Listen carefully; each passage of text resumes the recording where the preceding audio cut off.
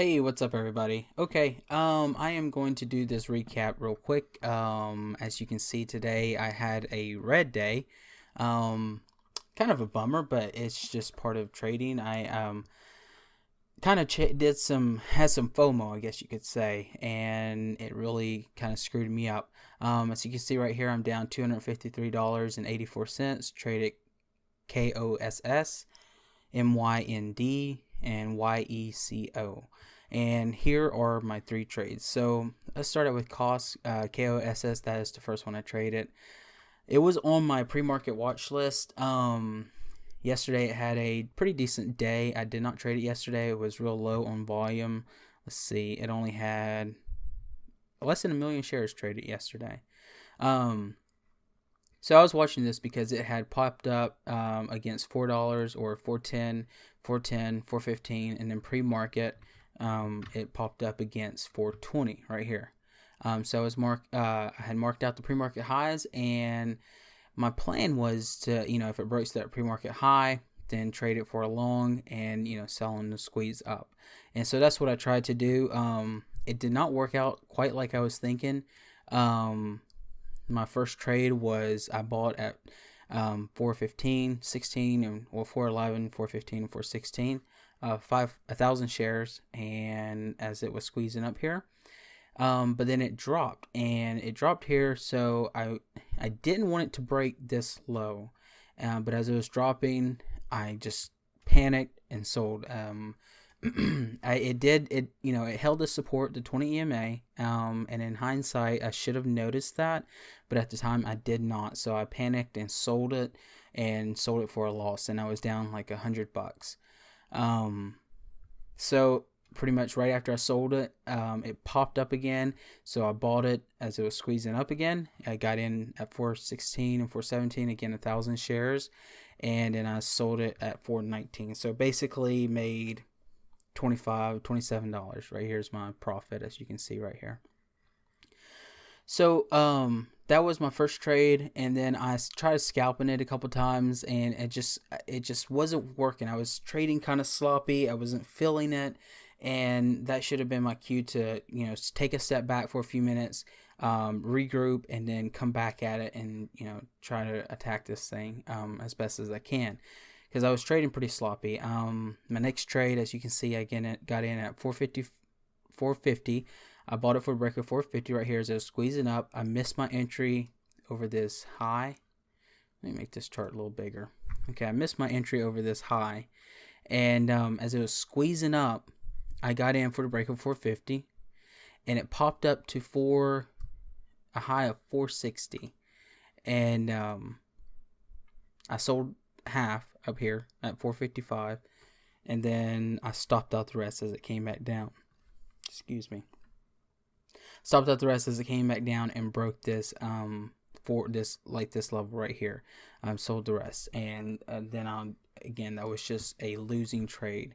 So I bought it at 447, 450, 1,000 shares, sold half at 455, and then sold the rest at 432 as it dropped down. And so then there again, it just kind of added to that loss that I had. I was down, I think, at that point around $170 or so, something like that. And then I switched to MYND. MYND popped up on our scanner. It popped up first at $1.69, I believe. $1.69 it popped up, and there was a micro pullback. It would have been a perfect entry right there, especially for the break to the $1.75 level. But being as I just screwed up like crazy on KOSS, I didn't want to just jump into it. And then you can see I finally did jump into it for the break of $2. And so I tried to scalp it for the break of $2. It popped up to a high of 206, and I bought at $2, 500 shares, and I sold it at $1.96 pretty much right away. So lost $20 there. So kind of feeling frustrated. I really should have took that, as another cue to just take it easy. But then I went back to cost. Cost I had pulled back here, and on the 5-minute chart, zoom in on this a little bit.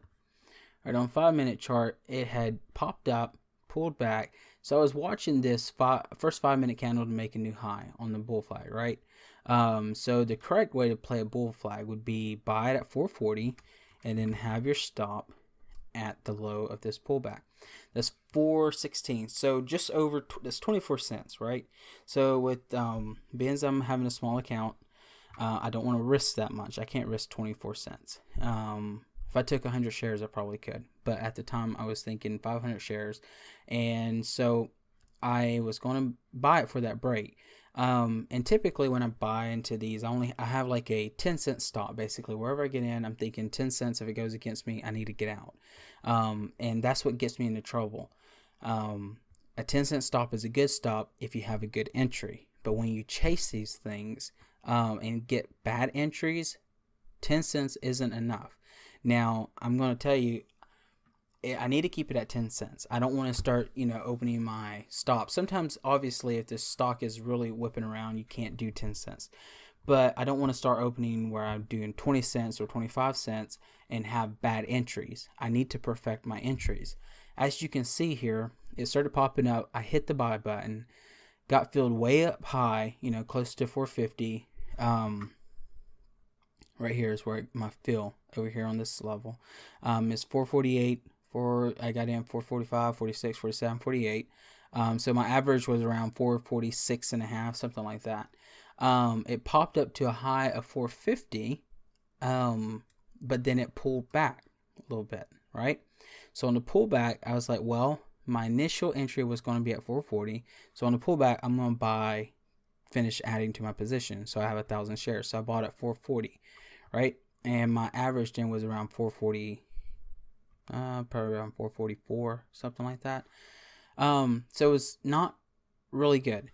And I was just watching it, and I didn't like my entry. I didn't like my second ad wasn't too bad. If I would have had an entry down here and added right here, I could have probably held through this little pullback. But I was worried right here that it's going to dump and go back to this low. So I just cut it off, and you can see where I cut it off right here, and I lost. So 434, so 1,000 shares, about another $100 or so. So now it was up, down about 270 or something like that. And then I traded this one. I was like, well, it pulled back, so maybe this is A, B, C, D, right? So the A, B, C, and then D, right? So I was watching it for the break of this 450, and again, it's just sloppy trading. That's what it really boils down to. So I bought it for the break of this 450, right here, and it popped up a second. It pulled back here. I was down a little bit, so I just put an order out to sell it for at 449, 500 shares, and I lost $2 on it. So that's how that went. And just really sloppy trading. Okay, so then I went back to MYND. It looks like, yep, right here, and I was watching the first 5-minute candle to make a new high right here. That was my plan. So I got in at, so this high was 168. I think I got in, let's see, yeah, 167, 500 shares, and I sold it at 169. So it made what, $10 basically. And this is kind of an example of what I've been doing sometimes. It's a bad habit that I tend to get in sometimes, where I, like this trade on costs, it was just unnecessary losses, right? We had this 20 EMA that was, that it was following this line and respecting it. So on these pullbacks, I should have been buying these little pullbacks right here as it rides on up. If I would have, it broke through real quick, but it didn't stay below. It popped back up, started curling up. If I would have entered somewhere in here, 425 or so, I have a 10-cent stop then a 10-cent stop would have been really good, and I could have rode this up and sold through 450, 460 up close to high day. That would have been a beautiful trade, but that's not what I did. And but that's what I wish I would do. How about that? That's a better way to put it. And so I'm trying to learn from these and trying to really analyze how I'm trading these so that I can do better. and I hope that you seeing this will help you do better as well. You can learn from my mistakes. Gecko was really simple. It was squeezing up. It had been halted before a couple days ago or yesterday over some news, so it was squeezing up. I was buying on this squeeze for the break at 250. It got halted, came unhalted, and I just sold right after halt, and it washed out. So quick $60 on that. That brought me, I was up at 300, down about 350. No, it wasn't 350. Whatever this is plus 62, so around 312 or something like that. And then I made $62. So not quite as bad as it was, but still it's pretty bad. So those are my trades from today. I hope you can take something from this and learn. Hope you have a wonderful rest of the night, and we'll see you tomorrow morning in the stock market. And FOMO never pays off. That is what I'm seeing. FOMO never pays off. And also, when you're buying stocks that are whipping around like crazy, either use small enough size that you can hold through the pullbacks, or buy it on the pullbacks with an appropriate risk level. That's what I should have done. That if I would have traded like that today, we would be doing a very different recap. But once again, it is third day live trading. Did not go as well as I had wanted, but we will see what Thursday and Friday has for us, and I will be trying to not repeat these mistakes. So have a good night. Hi, just wanted to say thank you so much for watching that video. I really appreciate it. I hope you enjoyed it. If you'd like to follow me on my journey as I take myself from a beginner trader to a professional trader, hit that subscribe button. I'd love to have you along with. Also, if you have any comments or questions, please leave them in the comment section below. I love to hear from you guys, so I will come back through there, answer them, and we will see you in the next video.